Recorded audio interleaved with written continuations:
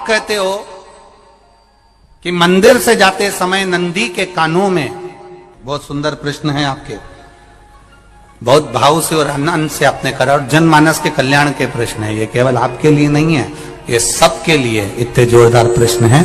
जो गलती भी करते होंगे तो उसको सुधार कर।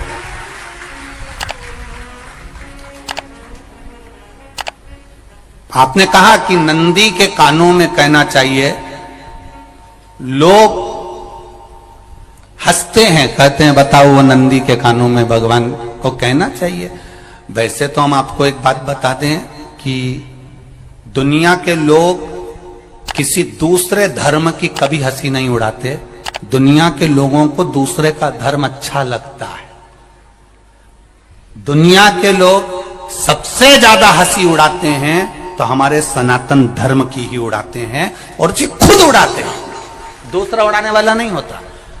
दूर के ढोल हमें समझ में आते हैं, उसका धर्म हमें समझ में आ गया, उनके क्या है ऐसा है, आओ कुछ नहीं, उनके धर्म में ऐसा है, कितना आनंद हमें दूसरे के धर्म में लग रहा है, और हमारा सनातन धर्म हमको बुरा लगता है। हमारे सनातन धर्म हमें बुरा लगने लगा। अरे भाई,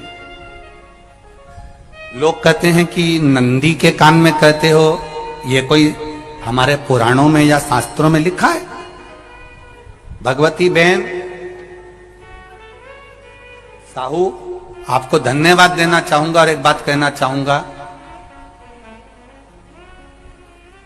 जितनी भी शिव महापुराण के अंतर्गत चाहे उपाय जो बताए जाते हैं कि बेलपत्री ऐसे चढ़ाना, काली मिर्च ऐसे चढ़ाना, चावल ऐसे चढ़ाना, धतूरा का क्या महत्व है, शमी के पत्ते का क्या महत्व है, बेलपत्री के पत्ते का क्या महत्व है, ये जितनी भी बातें बताई जाती हैं ये सब पुराण के अंतर्गत से बताई जाती है।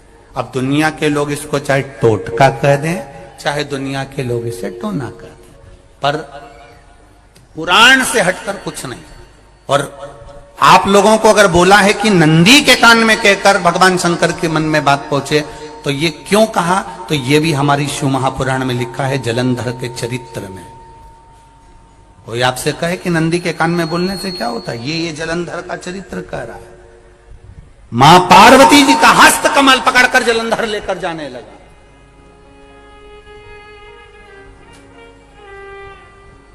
वृंदा का पति लेकर जा रहा। वृंदा तो भगवान की भक्ति में लीन रहती थी, उसको तो जलंधर को सबसे ज्यादा तकलीफ थी नारायण से, पर शिव के पास आ गया, क्योंकि ईर्षा प्रवृत्ति, अभी कथा में कहा, कोई कोई ऐसा होता है जिसको तुमसे बेर नहीं होता तो भी अंदर से ईर्षा जाग जाती है। कोई कोई ऐसा होगा जिसको अंदर से ईर्षा जागती है, अपने आप अंदर से ईर्षा जागती है, उसका कोई बेर नहीं, पर ईर्षा जाग गई, भीतर से ईर्षा जाग। ना आप उससे मिले हो, ना कभी वो आप उसके सामने बैठे हो। कई लोग किसी ना किसी की बुराई करते हैं तो हम लोग पूछ भी लेते हैं, क्यों साहब उनसे मिलकर आए हो क्या तुम? कभी नहीं मिल किया है, कभी उनका सामना हुआ नहीं हुआ, तो फिर बुराई क्यों कर रहा? एक ने कर दी थी इसलिए हमारे ध्यान में था तो हमने भी कर दी। लो, वो कुआं में डूब के मरेगा तो तू भी मरेगा का? नहीं। नंदी सामने बैठा है, गणेश जी को मालूम पड़ गया, कार्तिकेय को मालूम पड़ गया, मां पार्वती जी का हस्त कमल जलंधर ने पकड़ लिया और लेकर चला। मालूम पड़ गया, तब नहीं रहा गया। गणेश जी को क्रोध आ गया और गणेश जी महाराज आए, शिव जी को जगाने लगे, पिताजी पिताजी पिताजी कर कर जगाया, उठो पिताजी, पिताजी उठिए, पिताजी जागिए, पिता को जगा रहे हैं। भगवान शंकर नहीं उठे, तप में लीन थे। क्या करें हम? जलंधर के पास में इतना बल है, इतना बल है, और पिता की आज्ञा नहीं होगी तो हम कैसे मार देंगे इसको? मारने को तो हम मार दें। मां ने आज्ञा करी थी कि जलंधर उसको तारकासुर को मार दो, तो कार्तिकेय ने तारकासुर को मार दिया। शिव जी की आज्ञा नहीं तो हम इसको कैसे मारें? क्या करें? सब कुछ गणेश जी ने देख लिया, शंकर जी के ऊपर बहुत बहुत बहुत बहुत प्रार्थना कर कर देख ली, पर शंकर जी नहीं जागे। तब आखिरी में विनायक ने, गणेश ने, जितने लोग आस्था चैनल पर कथा सुन रहे हैं, जितने लोग फेसबुक यूट्यूब पर कथा सुन रहे हैं, इस बात को याद रखना कि नंदी के कान में कहने से क्या होता है वो ये इस कथा से सीख लेना। आखिरी में गणेश जी को लगा किसको कहूं, शंकर जी भी तप में हैं, नंदी भी तप में हैं, मैं किसको कहूं? शिव जी को कह के कर थक गया, पिताजी को बोल बोल कर थक गया, पिताजी जागते नहीं। अब मैं किसको कहूं ये बात, किससे कहूं?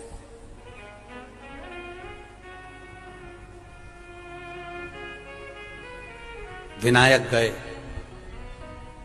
सीधे अब नंदी के पास में। नंदी भी तप में लीन थे, शंकर जी की ओर मुख था, शंकर जी की ओर मुख था। गए और जाकर तुरंत विनायक ने नंदी के कानों में जाकर कहा, नंदीश्वर, मैया का हाथ पकड़कर जलंधर लेकर जा रहा है, पिताजी तप में लीन है, कृपा करिए ना। बस केवल नंदी के कान में कहा, गणेश जी दूर हट गए। नंदी के कान में कहा, शंकर जी के नेत्र खुल गए, शिव जी के नेत्र खुले।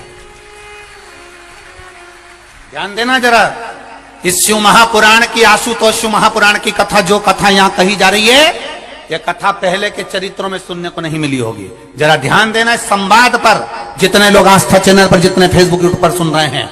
सनातन धर्म की हंसी उड़ाने वाले कह देते हैं नंदी के कान में कहने से क्या होता है, नंदी के सामने जाकर बोलने से क्या होता है, नंदी के पास बैठकर बोलने से क्या होता है, नंदी के पास बैठकर शंकर जी का मात्र दीदार करने से क्या होता है, दर्शन करने से क्या होता है। वो अच्छे से समझ लेना, जो लोग सनातन धर्म पर उंगलियां उठाते हैं, वो अच्छे से समझ लें इस बात को।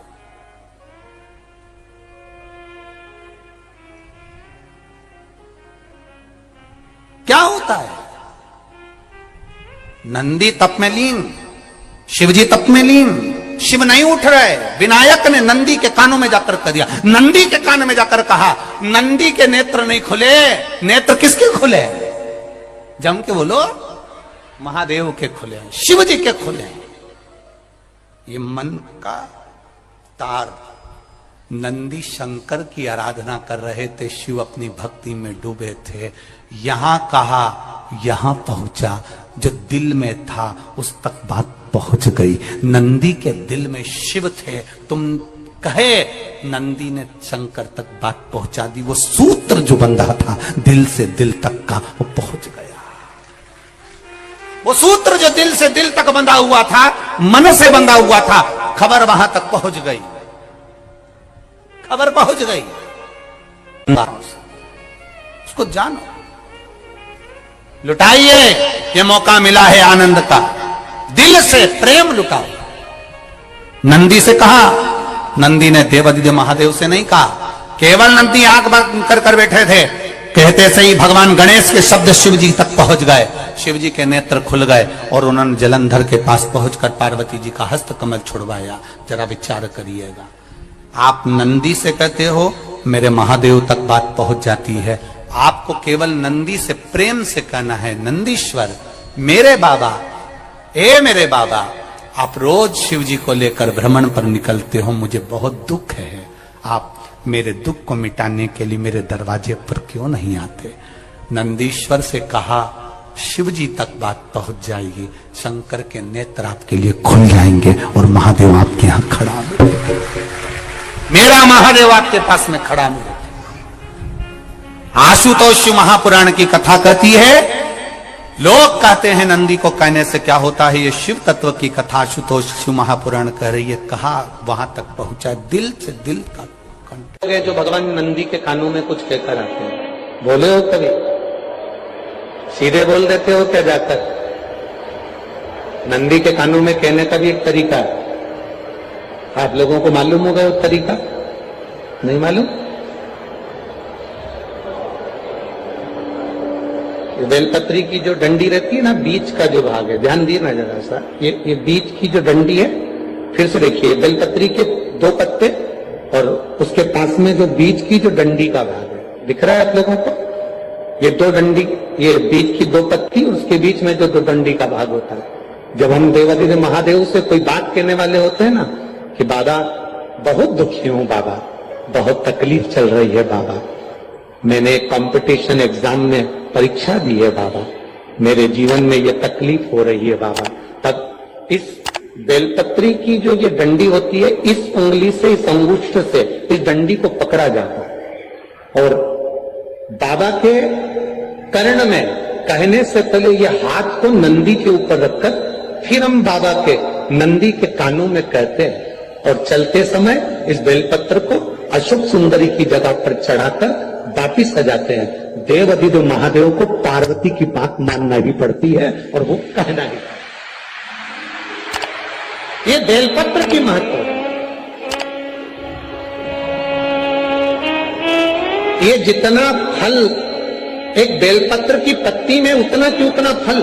हम आपसे फिर कहेंगे, कभी मौका मिल जाए जिंदगी में, कभी तुम्हारे जीवन में अगर मौका मिले और कहीं बेलपत्री का वृक्ष मिल जाए जिसकी छांव तुम्हारे ऊपर पड़ रही हो, तुम्हारे ऊपर अगर बेलपत्री की छांव पड़ रही हो, उसके नीचे बैठकर कभी मौका मिले, एक बेलपत्री का पत्ता मात्र रखकर आप शिव जी का नाम लेकर जल भी अगर समर्पित कर रहे हो ना, तो वो 12 ज्योतिर्लिंग को जल चढ़ाने के बराबर फल प्रदान कर। एक बेलपत्री का पत्ता, एक बेलपत्री का वृक्ष, एक बेलपत्री के वृक्ष की छांव हमारे जीवन को कृतार्थ कर देती है, धन्य कर देती है, कृतार्थ। कभी भी शंकर के मंदिर में जाओ, शिव जी का पूजन कर जब वापिस आओ, तो शंकर भगवान के मंदिर में जो बाहर नंदी बैठता है, उसके कानों में ओम नमः शिवाय बोलकर अपने मन की कामना उसके कानों में बोलकर आप आ जाइए, आपकी कामना 3 महीने में पूरी हो जाती है। नंदी के ईश्वर भगवान का स्मरण करिए। अगर 7 बेलपत्र आप शंकर को समर्पित करते हो तो 1 बेलपत्र नंदी भगवान पर भी अवश्य समर्पित करो। नंदीश्वर भगवान शिव को समर्पित, 1 बेलपत्र नंदी के ईश्वर की ओर चढ़े। और बहुत ध्यान दीजिए महाराज, अगर कोई काम अटक रहा है, नहीं हो रहा, बहुत प्रयास करा, तो भगवान शंकर के मंदिर में 5 बेलपत्र चढ़ाइए। और शंकर भगवान की जो छोटी लड़की है अशोक सुंदरी, आपको बताया था ना, अशोक सुंदरी का स्थान, भगवान शंकर की 6 लड़कियां हैं, उसमें से सबसे छोटी लड़की अशोक सुंदरी की जगह पर 1 बेलपत्र चढ़ाइए। फिर 1 बेलपत्र नंदीकेश्वर पर चढ़ाइए और नंदीकेश्वर पर चढ़ाने के बाद भगवान शंकर के मंदिर के बाहर चौखट पर दिया लगा दीजिए साइड में, और फिर अपने घर पर आ जाइए, आपका कार्य सफल होना प्रारंभ हो जाएगा। नंदीकेश्वर भगवान नंदीकेश्वर का स्मरण कर लेने पर जीवन आनंद सुख की अनुभूति करता है, आनंद सुख को पाता। भगवान नंदीकेश्वर का पूरी दुनिया में केवल एक केदारनाथ ही एक ऐसा है जहां पर ओम कुंड विराजमान है। कौन सा कुंड है वहां पर? ओम कुंड। जो बच्चा हकलाता है, तोतला बोलता है या गूंगा होता है, जिसकी वाणी नहीं होती, वो अगर ओम कुंड पर जाकर ओम बोलने का प्रयास करता है तो जितनी देर तक उसके मुंह से घुंड की आवाज निकलती है, उतनी देर तक ओम कुंड में से पानी का बुलबुला निकलता रहता है। और 7 या 8 बार बोलने से व्यक्ति हकलाना छोड़ देता है, तोतला बोलना छोड़ देता है, उसकी वाणी आ जाती है। वो ओम कुंड केदारनाथ जी में बसता है। कहां बसता है? केदार।